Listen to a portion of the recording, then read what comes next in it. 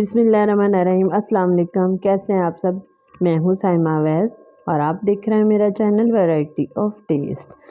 तो आज मैं जो रेसिपी आपके साथ शेयर कर रही हूँ वो अकॉर्डिंग टू सीज़न है। सीज़न चेंज हो रहा है, सर्दियाँ आ रही हैं, तो इसके साथ ही नज़ले ज़ुकाम, गले ख़राब, खांसी वगैरह की शिकायतें जो हैं वो बहुत आम हो रही हैं। तो मैंने सोचा क्यों ना मैं एक ऐसी रेसिपी आपके साथ शेयर करूं जिससे आपको इन सारे प्रॉब्लम्स का हल मिल जाए। तो मैं एक ऐसा कहवा लेके आई हूँ जिसको पीने से आपको नज़ले ज़ुकाम, गले ख़राब, खांसी वगैरह से निजात मिलेगी। तो इसके लिए आप मेरी पूरी रेसिपी को फॉलो कीजिएगा, इसको एंड तक देखिएगा। तो आइए कहवा बनाना शुरू करते हैं।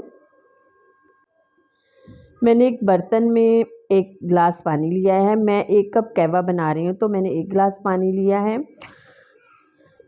पानी को उबलने के लिए रख दें। जैसे ही पानी उबलना शुरू हो जाए तो अब जो मैं इसमें चीज़ें डाल रही हूँ इसको थोड़ा ध्यान से देखिएगा। ये मैंने 1 लहसुन का ज़वा डाला है, थोड़ी सी अदरक डाली है, बड़ी इलायची है, दालचीनी का 1 टुकड़ा है और 1 टीस्पून जो है वो मैंने इसमें सौंफ डाली है। ½ टीस्पून मैंने इसमें अजवाइन डाली है।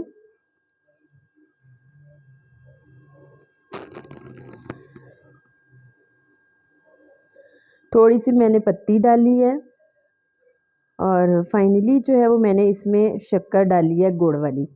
आपने भी इसमें चीनी ऐड नहीं करनी, आप भी इसको शक्कर गुड़ के साथ बनाइएगा या फिर आप इसमें शहद डाल सकते हैं। अब जो है वो हम इसको पकाएंगे तब तक जब तक कि इसका कलर जो है वो अच्छी तरीके से नहीं निकल आता और तब तक जब तक कि पानी जो है वो 1 कप नहीं रह जाता। इसको 4 से 5 मिनट लगेंगे पकते हुए। यहाँ पे देखें 4 से 5 मिनट हो चुके हैं। हमारा कहवा जो है वो रेडी है। इसमें मैंने जो लहसुन डाला है वो जरासीम कुश है। आपकी बीमारी के जो जर्म्स हैं ये उनको ख़त्म करेगा। इसको बच्चे और बड़े जो हैं वो दोनों पी सकते हैं। बड़े दिन में 2 से 3 कप जो हैं वो इसके ले सकते हैं और बच्चे जो हैं वो ½ कप दिन में 2 दफ़ा ले सकते हैं।